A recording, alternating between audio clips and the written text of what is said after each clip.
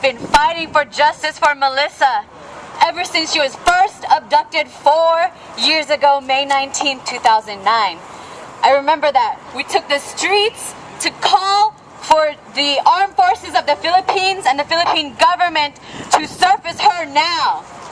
That was when we took 3 days to really voice out our demands, and 3 days later, she was surfaced.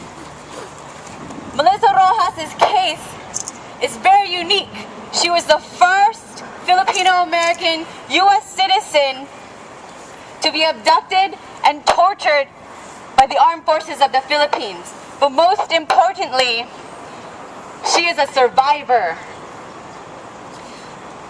The fight for justice for Melissa is also the fight for all victims of human rights violations in the Philippines. For all the 200 plus desaparecidos, for Jonas Burgos, for Karen Empeño, for Sherilyn Cadapan, for all the over 1,200 extrajudicial killings in the Philippines that have yet to find justice. Actions like we're having today is exactly what we need to be doing to continue to apply that pressure to all those accountable for justice for Melissa. That includes the Philippine Consulate, President Aquino, and President Obama. And we must demand that justice be upheld until all those 200 plus desaparecidos are surfaced and released just like Melissa. Until they are surfaced and released back to their families and friends and the communities that they serve. There is a petition for you to get involved now that is being circulated online as well as here. Princess has a copy. There's Princess.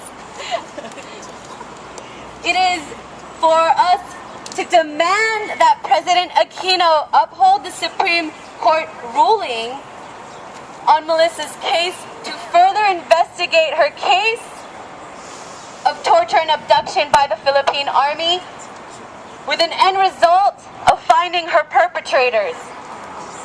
We are reaching close to our goal of 500 signatures. Yay, give it up for yourselves and reaching out online.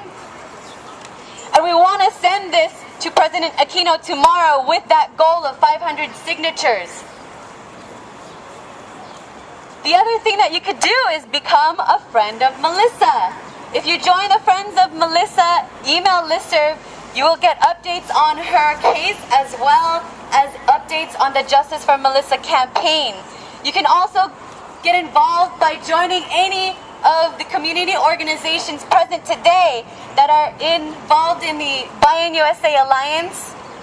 So if League of Filipino students are in the house, make some noise, raise your hand, get in touch with them. Babae, the militant women's organization, is in the house, get in touch with them. If SF Committee for Human Rights in the Philippines are in the house, get in touch with them, make some noise.